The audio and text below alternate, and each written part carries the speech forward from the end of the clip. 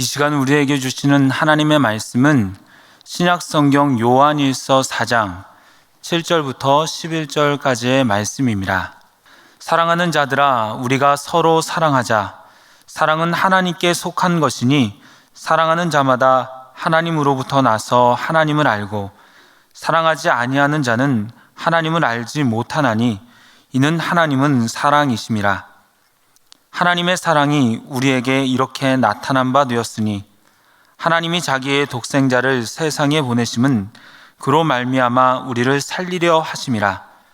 사랑은 여기 있으니 우리가 하나님을 사랑한 것이 아니요 하나님이 우리를 사랑하사 우리 죄를 속하기 위하여 화목제물로 그 아들을 보내셨음이라.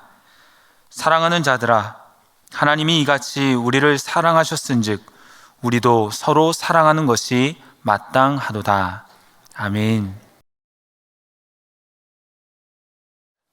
지난 주일은 성탄절이었습니다. 오늘 주일은 또 신년주일입니다. 이 기쁜 좋은 날들의 그 기쁨의 축복이 금년 한 해 내내 우리 영은교회 모든 성도님 여러분과 함께 하시기를 축복합니다. 시온성교회에서 여기 영은교회까지는 거리가 얼마나 될까? 제가 네이버를 검색했더니요 594m래요. 근데 제가 시온성교회에서 이 영은교회 이 자리에 앉기까지는 14년 11개월 반이었습니다. 지난 11월 둘째 주일요. 그리고 저기에서 여기로 오는 것까지는 한 달 반 걸렸어요. 하여튼 반갑습니다. 가까이 있으니까 서로 얼굴을 스친 분들도 있을 것이고요. 제가 보니까 이 교회도 더러 얼굴이 읽은 분들이 계셔요. 주 안에서 이렇게 만날 수 있음을 또 감사하게 생각합니다. 성탄절의 주인은 예수님이시죠. 여러분, 예수님 그러면 제일 먼저 떠오르는 이미지가 뭡니까? 모르긴 해도 예수님이라고 그러면 먼저 사랑, 그 이미지가 그렇잖아요. 성경 전체의 주제가 사랑입니다. 그리고 예수님 하면 두말할 것 없이 떠오르는 게 그 이미지가 사랑입니다. 오늘 읽은 요한일서의 말씀 가운데서도 하나님은 사랑이시다 이렇게 정의하고 있습니다. 사랑이신 하나님, 그분이 어떻게 우리에게 사랑을 보여주셨는가? 이 말씀 가운데 몇 가지 찾을 수 있는데요. 우선 오늘 읽은 9절 말씀 다시 읽어보면 하나님의 사랑이 우리에게 이렇게 나타난 바 되었으니 하나님이 자기의 독생자를 세상에 보내심은 그로 말미암아 우리를 살리려 하심이라. 하나님의 사랑은요, 독생자를 우리에게 보내주신 사랑이라고 말씀합니다. 이 말을 바꿔서 말하면 하나님은 우리에게 먼저 찾아오시는 분이라고요. 사랑은 찾아가는 겁니다. 다른 세상의 모든 고등 종교는 인간이 자력으로 신을 찾아 나서는 종교입니다. 자력 종교라고 하죠. 우리 기독교는 계시 종교라고 합니다. 다른 말로는 타력 종교라고 하는 거예요. 우리 힘으로 더듬어 하나님을 찾을 수 있는 게 아니고 하나님의 계시에 의해서 신앙은 출발하는 겁니다. 하나님의 사랑은요, 우리를 찾아오셔서 만나주시는 사랑입니다. 찾아오시기만 하는가요? 찾아오셔서 우리에게 먼저 말을 건네시는 사랑입니다. 남녀간의 사랑을 할 때도 마찬가지잖아요. 먼저 찾아와서 말을 건네므로 사랑이 시작됩니다. 저는 개인적으로요, 제 아내를 처음 보는 순간부터 하나님이 내게 주신 사람이라고 강한 계시를 받았습니다. 그래서 그때부터 계속 찌르는데 안 먹히는 거예요. 얼마 찔렀냐면요, 12년 찔러서 결혼에 골인했습니다. 근데 제가 처음 마음을 품었을 때요, 정말 간절히 마음을 품었을 때가 신대원 들어갔을 때인데 기도탑에 올라가서 얼마 기도했는지 몰라요. 근데 어떤 때는요, 기도가 안 돼요. 그 자매를 묵상하느라고요, 기도가 방해되더라고요. 그리고 제가 이제 학교에서 교편을 좀 한 4년 잡고 있었는데 굉장히 경제적으로 어려웠어요. 그래도 이제 결혼을 하려고 거의 마음이 좀 일치됐을 때 그냥 만나서 저녁 먹고 차 마시고 그리고 동네 한 바퀴, 동네 두 바퀴, 그리고도 집에 갈 수가 없는 거예요. 그리고 정말 아까 제가 말했죠. 그때 형편이 매우 어려웠어요. 그런데 그 자매를 위해서 돈을 쓰는 걸 아깝다고 생각해 본 적은 단 한 번도 없습니다. 왜요? 그게 사랑이니까. 흔히 눈먼 사랑이라고 그러잖아요. 하나님이 우리를 사랑하심, 그래서 하나님이 사람이 되심, 그 이유가 어디 있다고 말씀했습니까? 요한복음 3장 16절에서 하나님이 세상을 이처럼 사랑하사 독생자를 주셨다. 여기에 하나님의 사랑이 있습니다. 먼저 찾아오시는 사랑. 자, 그분은 찾아오셔서 뭘 하신 겁니까? 우리와 함께 계신다고 그랬어요. 요한복음 1장 14절은 말씀이 육신이 되어 우리 가운데 거하심에, 이 거하다는 단어가 스누케라는 이 헬라어는 사실 이 성막이라는 뜻과 그 어원이 같아요. 그래서 거하다, 함께 살다. NIV 성경은 dwelling으로 번역합니다만 어쨌든 우리와 함께 살다, 그런 뜻이에요. 성막은 이스라엘 백성들이 출애굽을 한 다음에 광야에서 낮에 뜨거운 추위와 뜨거운 더위와 밤에 그 혹독한 추위를 이겨내는 그 광야 생활에서 하나님이 성막을 만들라고 모세에게 명하셨죠. 그 성막은 하나님의 백성들이 하나님께 예배하는 장소임과 동시에 하나님의 임재를 경험하는 곳입니다. 하나님이 인간의 몸을 입고 이 땅에 오셔서 우리와 함께 거하시는, 이것이 하나님의 사랑입니다. 우리 구약 시대에 살지 않은 걸 감사해야 될 게 한두 가지가 아니에요. 우리 구약의 하나님은 저 멀리 계신 절대 타자, 초월자의 하나님으로만 생각할 수밖에 없어요. 왜? 눈에 보이지 않으니까. 물론 우리가 믿는 보혜사 성령님은 우리 안에 내주하시는 하나님이십니다. 하나님을 말할 때 전적으로 타자인, 절대자인, 저 멀리 계신 분이기도 하고 동시에 우리 안에 계신 분이기도 하죠. 그런데 육신을 입고 이 땅에 오신 예수님으로 하여금 그 멀리 계신 분이 가까이 계신 분으로, 그 높이 계신 분이 내 곁에 계신 분으로 우리와 파트너십을 나눌 수 있는 이런 자리에까지 주님이 내려오셨다. 여기 하나님의 사랑이 있습니다. 예수님의 공생에도 복음서를 통해서 보면요, 주로 어떤 사람들 만나셨습니까? 고관 대작들, 부자들, 이런 사람들 만나지 않으셨죠? 병든 사람들, 또 낮은 사람들, 소외된 사람들, 그런 사람들 찾아 만나시고 그들과 식탁의 교제 나누시기를 즐거이 하셨습니다.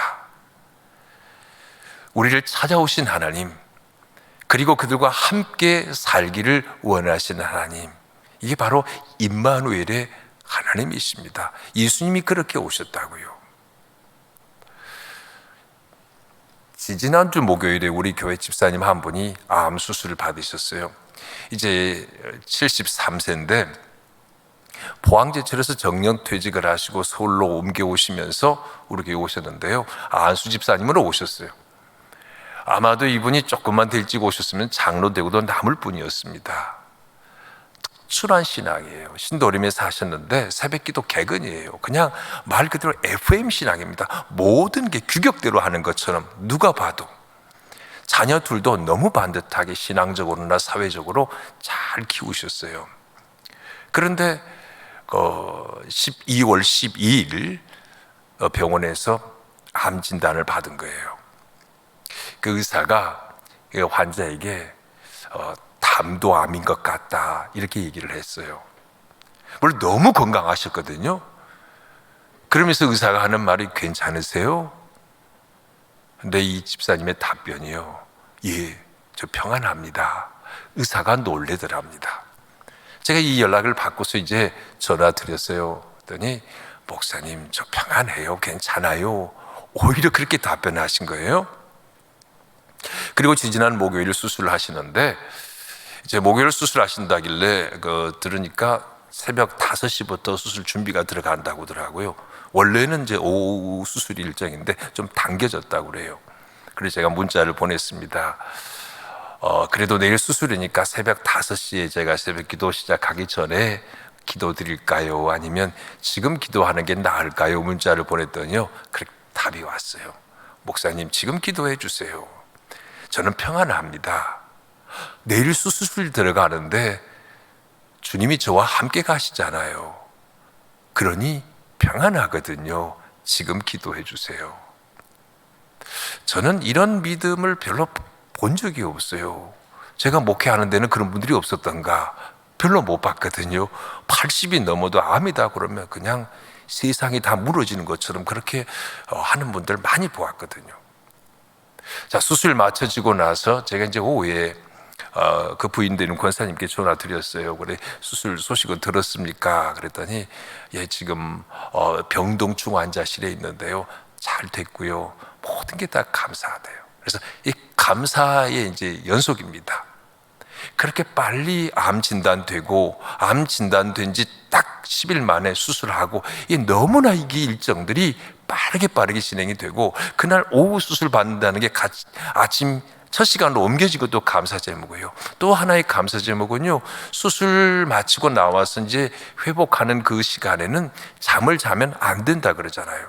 그래서 뺨을 때려서라도 깨워야 되는데, 그 병실에요, 여호와 증인 한 사람이 있는데 수혈을 절대 안 한다고, 의사가 수혈을 안 하면 죽는다고. 그런데요, 이 사람이 수혈을 안 하겠다고 악을 쓰는 바람에요, 몇 시간 동안 악을 쓰는데 잠을 잘래야 잘 수가 없었답니다. 이 모든 게 얼마나 감사의 제목이냐고요. 그 집사님은 임마누엘의 하나님, 나와 함께 계신 하나님을 그냥 경험하고 사는 겁니다. 그래서 그분이 그렇게 평안할 수 있는 이유는 딱 한 가지. 목사님, 저는 죽으면 천국이잖아요. 사람은 살면 살아서 좋은 거고 죽으면 죽어서 좋은 거 아니겠습니까? 다시 말하지만 저는 이런 믿음을 별로 본 적이 없어요. 하나님이 우리에게 찾아오심은 우리와 함께 계시기 위함이라. 함께하는 축복, 함께하는 사랑. 또 얘기해서 미안합니다만은 저는 제 아내에게 자주 하는 말이 있어요. 아니, 하루에 한 번 이상은 하는 말이 있어요. 하루 동안 낮에 못했으면 잠자리 들기 전에 꼭 해요. 여보 사랑해, 여보 고마워, 당신 함께 하는 게 내 행복이야. 지금 결혼 30주년이에요 근데 지금 돌이켜보면 연애할 때보다 이 고백을 더 많이 한 것 같아요. 그래서 꼭 잠들기 전에는 여보 고마워, 여보 사랑해, 그리고 당신과 함께 밥 먹고 산책하는 시간이 내 인생의 최고 즐거운 시간이야. 그거는 지금 어제 오늘의 얘기가 아닙니다. 그거는 제 고백을 제 아내가 싫어할 리 있겠습니까? 뭐 그 자체가 감동이겠죠. 우리가 주님을 향해서 난 주님과 함께함이, 주님이 저와 함께 계심이 제 인생 최고의 행복입니다. 여러분 그런 고백 드려보셨습니까? 주님이 기뻐하시고 주님이 기뻐함이 느껴질 때 내 마음도 기쁜 겁니다. 우리 주님은 이 땅에 오셔서 요한일서의 기자대로 말하면 우리 손으로 만질 수 있게, 우리 귀로 들을 수 있게, 우리 가슴으로 느낄 수 있게 오셨다 그랬어요. 오셔서 우리와 함께 하신 주님, 함께함의 사랑, 그것이 우리 주님의 사랑입니다. 많은 교인들이 오래 교회 다니신 분들은 봉사 좀 더 열심히 하면 그게 주님 사랑이라고 생각하는 경향이 있어요. 예배 빠지지 않고 출석하면, 남보다 기도 1시간 더 하면 그게 주님 사랑한 것이겠지라고 생각합니다. 물론 전혀 틀린 말은 아니죠. 주님 사랑하는 사람은 마땅히 예배, 기도, 봉사하게 마련이죠. 하지만 기도 많이 하고 성경 많이 읽고 봉사 많이 한 그 자체가 주님 사랑하고는 조금 거리가 멉니다. 주님 사랑하지 않고도요, 우리가 할 수 있는 일, 멋들어지게 할 수 있는 일 얼마든지 있어요. 여러분, 주님 사랑하는 마음 없이 폼 잡고 와서 예배당에 앉을 수 있거든요. 헌금도 얼마든지 많이 할 수 있어요. 주님 사랑하는 마음 없이도. 주님 안 사랑해도요, 봉사 얼마든지 할 수 있습니다. 어쩌다가 그 눈에 띄는 사람들 보면요, 그 타이틀 얻기 위해서 오늘 지지건신 예배라고 그랬는데 그 직분 얻으려고 눈에 보이는 데서만 봉사하는 사람도 없지 않아 있는 것 같더라고요. 주님 사랑과 관계없이. 얼마든지 주님과 관계없이 주님 사랑하지 않고도 할 수 있는 눈에 보이는 행위들입니다. 주님은 이런 걸 전혀 기뻐하시지 않죠. 우리가 주님 사랑하는 자 되기를 원하시는 겁니다. 만약에 그런 걸로 사랑한다고 말하면 마치 자녀가 돈을 많이 벌었어요. 큰 회사의 회장이에요. 그래서 부모에게 1년에 한 번도 찾아뵙지 못하는데 돈은 두둑히 보내요. 그게 부모 사랑하는 겁니까? 사랑하는 건 아니거든요. 돈을 보내는 거지. 어쩌면 우리 행위가 주님을 사랑하지 않고 무엇인가 다른 많은 것들을 분주하게 하는 그런 일들은 아닌가 한번 점검이 필요합니다. 하나님의 사랑은 또한 오늘 10절에서 이렇게 얘기합니다. 사랑은 여기 있으니 우리가 하나님을 사랑한 것이 아니요 하나님이 우리를 사랑하사 우리 죄를 속하기 위하여 화목제물로 그 아들을 보내셨습니다. 화목제물로 그 아들을 보내셨다. 하나님은요, 우주 만물을 창조하시고 우리에게 가지라고 주셨어요. 창세기 1장. 인간 창조 이전에 모든 우주 만물을 완벽하게 창조하셨잖아요. 그리고 우리에게 선물로 주셨습니다. 그리고 급기야는 하나님의 독생자를 우리에게 선물로 내려주셨습니다. 하나님은요, 끊임없이 우리에게 주시는 분이십니다. 사랑은 주는 것, 값없이 주는 것, 어디까지? 목숨까지 주는 것, 희생 제물로 우리를 위해 내어주셨다 그랬습니다. 사랑은 주는 거라고요. 여러분, 사랑하는 사람에게 주는 게 아까울 리가 없죠. 우리 교회에서도 성경 공부하면서 이 묻는 질문이 있습니다. 정말 사랑하는 사람을 위해서 목숨까지 내어줄 수 있는가? 그럴 때 그 목숨까지 내어줄 사랑의 대상은 누군가라는 질문에 열의 9은 있다면 가끔은 없다는 사람이 있어요. 나는 누구도 내 생명 못 내줘. 근데 그거는 정직한 표현이죠. 정직한 고백이고요. 근데 있다면 그 대상은 열의 9은 자녀를 위해서. 자녀를 위해서는 목숨 내줄 수 있다. 그런데 열의 1명도 안 돼요. 100에 한 5명 정도는 배우자를 위해서. 그런 분들이 있더라고요. 이거 흔하지 않습니다.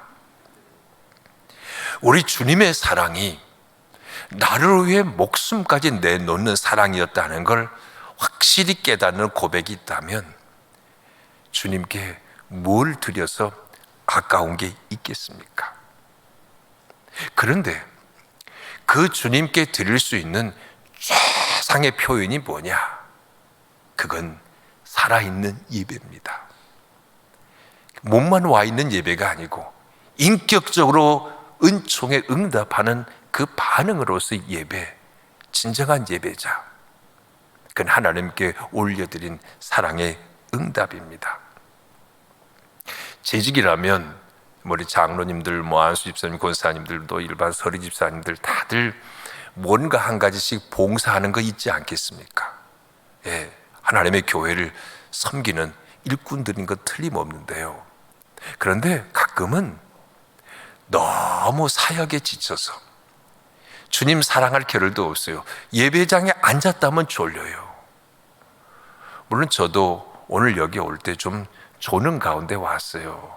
저는 그래서 오늘 제가 설교하다 졸고 그래서 교인들도 졸면 그것도 은혜다. 예, 그렇죠. 하나님이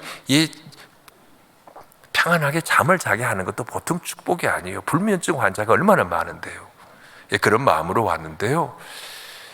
너무 사역이 분주해서 예배 시간 앉기만 하면 조는 사람, 이거는 영적으로는 질병입니다. 사역보다 주님 사랑이 우선입니다. 사역이 먼저가 되면요, 사역에서 열매가 있으면 내가 우쭐해지는 거예요. 교만해지고요. 그 열매가 없으면 좌절해요.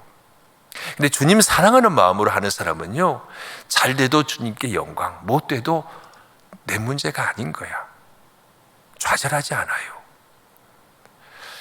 제가 영흥교회는 정말 건강한 시스템으로 잘 돌아가는 교회로 알고 있습니다. 그래서 그럴 일이 전혀 없겠지만요, 가끔은 교회에서 가장 목회자를 힘들게 하는 사람이 일을 많이 하는 사람, 그건 목회자들 세계에서는 그게 공식이에요.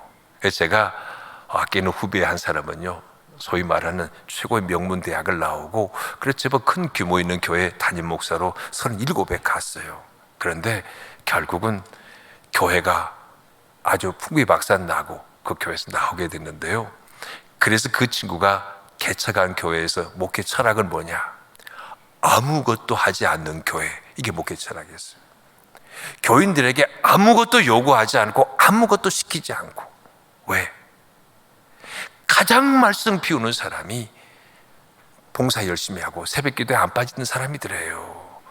여러분, 새벽기도 안 빠진 사람 이상하게 보라는 뜻 전혀 아니에요. 그래, 이 목사가 와서 강대상에서 설교하려고 그러는데 성경 펴고 찬송 펴고만 덮는 거야. 이 사람이 올라와서 방해를 하는 거예요. 주님 사랑이 그 어떤 사역보다 먼저가 돼야 합니다. 여러분 어떠셨습니까? 이 자리에 오기까지 예수 처음 믿고 구원의 확신 가졌을 때 그 구원의 감격 있을 때는요, 찬송만 불러도 막 가슴 뭉클해지고 눈물 나고 그러지 않았습니까? 그러던 신앙이 세월이 흘러가면서 직분도 받고 그러면서 그냥 감각이 무뎌졌어요. 기도를 해도 주문 같고 찬송을 해도 감동이 없고 말씀을 들어도 그냥 대충 아는 말씀이야. 교회 오래 다니면 그 목사 하는 얘기 거기서 거기겠지. 아무런 은혜와 감동이 없어요. 재직 수련회가 수요일 날 보니까 넌 나 사랑하니 서정호 목사님 그 주제로 설교하는 것만요. 오늘도 뭐 비슷한 맥락이에요. 그게 그거지 뭐.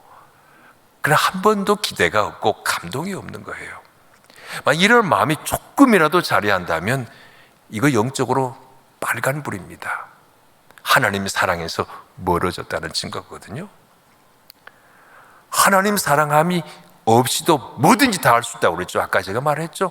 얼마나 멋들어지게 누가 봐도 1등 신앙이야. 사람 보이기는 그렇게 할 수 있어요. 그러나 주님은 전혀 그걸 원치 않습니다.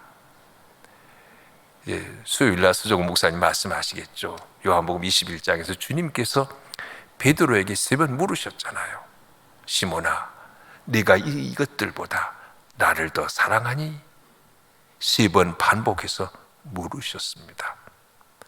오늘도 주님이 우리에게 물으신 거 그거예요. 얼마나 너 봉사 열심히 하니? 얼마나 헌금 많이 하니? 그걸 물으신 게 아니고 너 정말 나 사랑하니? 사랑하면 됩니다. 어거스틴이 요한일서 강의하면서 얘기했습니다. 하나님을 사랑하라. 그리고 그 모든 것을 다하라. 하나님 사랑하는 마음이 있으면 모든 걸 다 하라는데 뭘 하겠어요? 죄 짓겠습니까? 먼저가 하나님 사랑이라고요. 그리고 네 모든 것 다하라. 어느 목사님이 교회를 개척하고요, 힘들 때 그가 기도실이 있어요. 개인 골방 기도실. 꼭 그냥 개집만한 기도실을 만들었대요. 그래가지고 그렇게 열심히 기도했는데 그 교회가 막 부흥했어요. 수백 명씩 모이기 시작한 겁니다. 그러다 보니까 또 교회는 더 성장해야겠다는 욕망도 들어가고요. 쉴 겨를이 없는 거예요. 계속해서 프로그램을 만들어내고. 그러다가 보니까 기도실에 가는 날이 갈수록 적어지는 거예요. 그 어느 날 이거 아닌데 하고 기도실에 가서 기도를 하려고 하는데 그 기도실 가까이 이 발자국 소리가 나는 거예요. 문을 활짝 열었더니 딸이 거기까지 왔다 막 쫓아서 가는 거예요. 그래서 아빠가 불렀어요. 야야야, 이리 와, 이리 와. 웬일이야? 그랬더니 아빠 아니에요. 아니야. 왜 그래? 그래서 물어보니까 아빠 기도실에 가면 엄마가 절대 가지 말라고 했어요. 근데 엄마 말씀을 거스르고 지금 왔거든요. 아빠가 너무 보고 싶어서. 아빠 본 지 너무 오래됐어요. 딸이 아빠가 너무 바빠서, 아빠 본 지가 너무 오래돼서 보고 싶어서 엄마가 가지 말라는 기도실을 찾아왔다고요. 이 얘기를 듣는 순간에 이 목사님이 먹먹해진 거예요. 내가 그토록 간절히 주님을 찾았는데 교회가 좀 부흥하고 좀 바빠지고 프로그램 돌린다고 하나님 찾는 시간이 없었던 걸. 그래서 하염없이 눈물 흘리고 용서를 구했답니다. 주님, 제가 이 모양입니다. 몇 년 전에 이 세상을 떠난 영성가 유진 피터슨 목사님은 이런 얘기했습니다. 목사가 바쁘다는 것은, 목사가 분주하다는 것은 헌신의 표시가 아니라 배신의 표지다. 저는 제일 싫어하는 표현이에요. 교인들한테 하지 말라고 그래요. 목사님 얼마나 바쁘세요? 이 얘기 하지 말라고 합니다. 목사 안 바빠요. 말씀 보고 기도하고 영혼들 돌볼 수 있는 그 시간이 부족할 정도로 바쁘다는 거는요, 실패자입니다. 아무리 교회가 커도. 주님은 오늘도 우리를 찾고 계시거든요. 우리와 사랑의 교제를 나누기 원하시는데 주님과 아무 관계없는 분주한 내 일에 바빠서 일한다는 건 주님과 관계없는 일이 되고 마는 겁니다. 주님 사랑하면, 연인이 사랑하면 데이트 시간 빼놓을 수 없잖아요. 그런 것처럼 하나님 사랑하면 주님과의 1대1의 만남의 시간 갖지 않을 수 없는 겁니다. 여러분 진실로 주님 사랑합니까? 주님의 몸된 교회, 영은 교회 사랑합니까? 주님 교회를 사랑한다는 것은 교회의 주인이신 주님을 사랑한다는 거거든요. 그리고 교회를 사랑한다는 건 또한 주님이 세우신 사람들을 사랑하되 특별히 주님이 세우신 리더십을 사랑한다는 의미도 포함되어 있습니다. 연말에 은퇴하신 제 선배 목사님 한 분이 계세요. 이 분당에 동문교회를 은퇴하셨는데, 원로 되셨는데요. 그분이 이제 한 얘기예요. 크로셀 목사님이 쓴 책 목사로 산다는 거, 이 책이 있거든요. 그 책에 나온 이야기를 주일 낮 예배 때 설교 시간에 예화로 썼답니다. 이 크로셀 목사님이 얘기는 뭐냐면, 교인들에게 이제 어떤 봉사를 부탁하잖아요. 안무개 집사님 금년에 이것 좀 맡아주십시오. 그러면 예, 기도해 보겠습니다 라고 하는 분들이 있대요. 그거는 거절인데 그냥 단박에 거절하기는 좀 목사님한테 무례한 것 같고, 그래서 마치 자기가 영적인 사람인 것처럼 위장해서 시간 좀 벌어보려고 하는 표현이라는 거예요. 이제 이 얘기를 했는데, 그런데 그렇게 목사님이, 그 크루셀 목사님이 설교하고 이제 끝나고 나가는데 한 젊은이가 목사님에게, 목사님, 저는 언제나 목사님에게 예입니다. 제게 질문은 뭡니까? 이 얘기를 하는 거예요. 그래서 목사님이 그건 뭔 얘기요 도대체? 그랬더니 이 청년이, 잠깐만 제 얘기를 들어보십시오. 저는 한때 너무 방탕해가지고 집안도 무너지고 인생도 포기할 이런 상황이 있었는데 극적으로 주님이 저를 만나 주셨습니다. 그러면서 이제 눈물이 글썽거리면서 간증을 하는데요.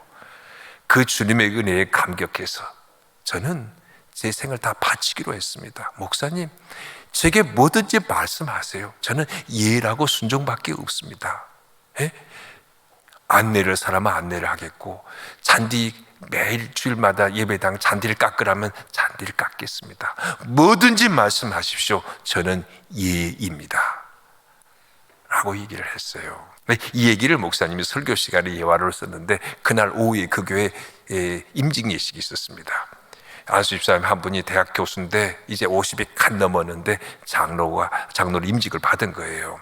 이제 임직식 하면 안수한 다음에 악수를 하잖아요. 악수를 하고 내려오는데 잠깐 있는 그 사이에 목사님께 이렇게 한마디 했어요.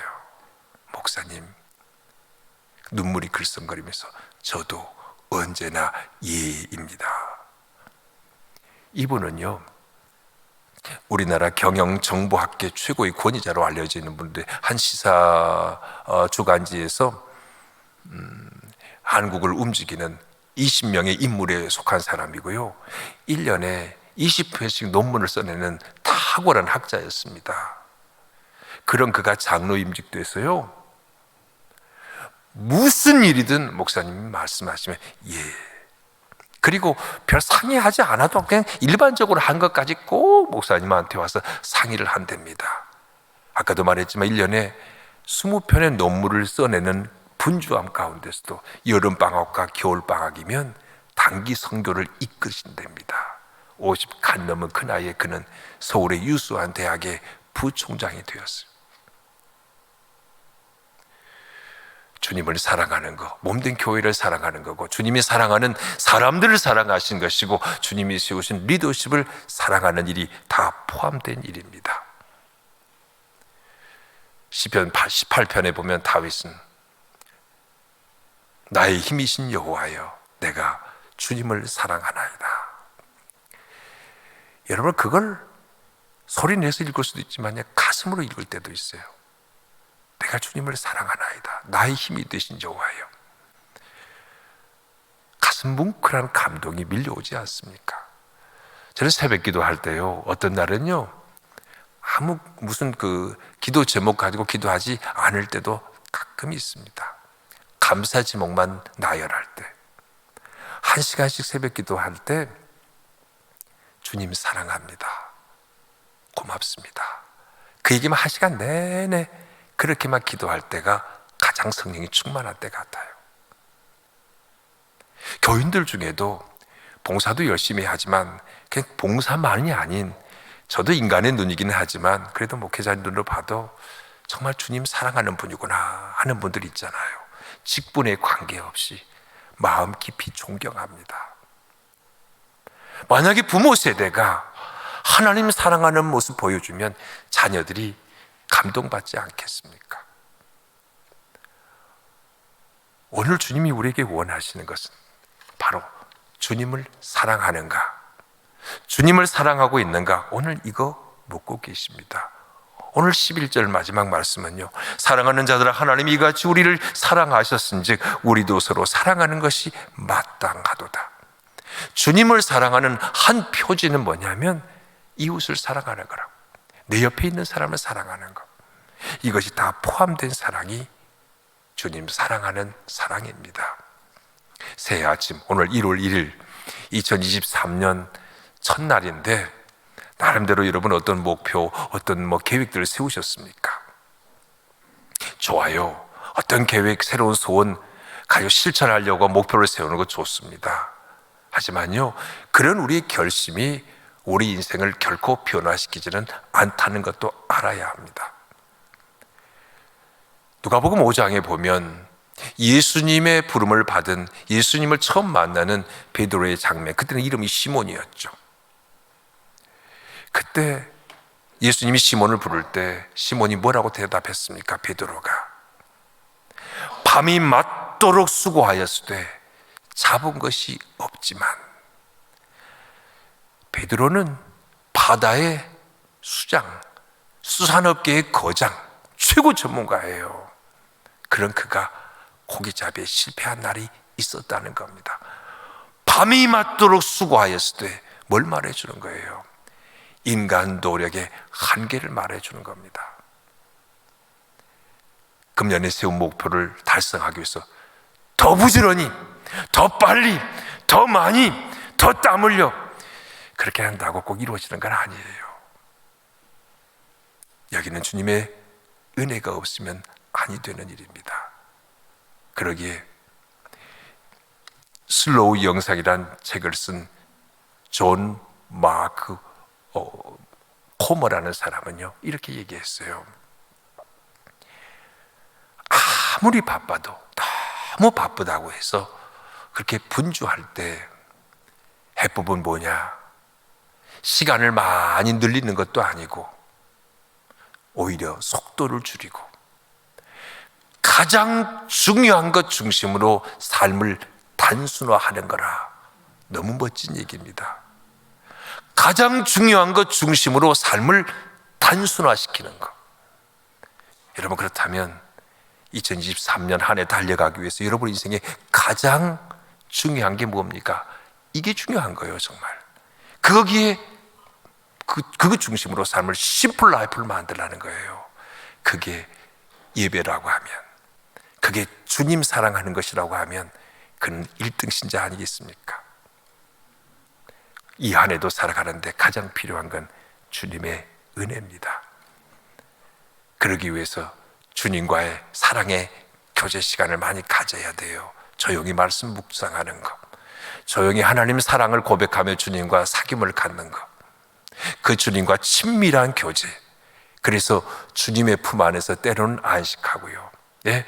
우리 영적으로 충만할 때는요, 기도 아무것도 안 해도 괜찮아요. 주님 안에서 쉬는 거예요. 그래서 때로는 아주 피곤할 때 누워서도 주님 묵상하고 찬양하고 읊조리면서 쉬는 거, 하나님 안에서 안식입니다. 그게 주님이 사랑하는 극도의 사랑의 표현이에요. 어떤 사람은요, 병원에 입원해 있을 때 혼자 있는데 움직이지도 못하고 오직 주님 말씀 묵상하고 기도하고 찬양하는데요, 그 순간에 밀려오는 주님의 강력한 임재, 주님이 그냥 나하고 함께 계셔. 기도할 필요가 없어요. 주님이 내 안에 계시는데. 그런 하나님의 너무나 강렬한 임재를 느꼈다는 고백을 들어본 적도 있습니다. 바로 주님 사랑하는 게 그겁니다. 이 안에 우리 영흥교회를 섬기는 재직 여러분, 주님 사랑하는가? 이거 한번 다시 점검했으면 좋겠습니다. 그래서 주님과의 친밀한 사귐을 먼저 갈망하고 주님께로부터 주신 힘으로 주님을 끝까지 사랑하고자 하는 이런 결단이 있기를 바랍니다. 저는 오늘 말씀 마지막을 정채봉 시인의 첫 마음이라는 시로 마무리합니다. 아마도 잘 아시는 분들 있겠지만 이렇습니다. 1월 1일 아침에 찬물로 세수하면서 먹은 첫 마음으로 1년을 산다면, 학교에 입학하여 새 책을 앞에 놓고 하루 일과표를 짜던 영롱한 첫 마음으로 공부한다면, 사랑하는 사이가 처음 눈을 맞던 그 날의 떨림으로 내내 계속된다면, 세례받던 날의 그 빈 마음으로 눈물 글썽이며 교회에 다닌다면, 이 사람은 그때가 언제이든지 늘 새 마음이기 때문에 바다로 향하는 냇물처럼 날마다 새로우며 깊어지며 넓어진다. 사랑의 주님 손잡고 출발선에 서신 여러분, 주님과 함께 멋진 출발하는 여러분을 응원하며 축복합니다.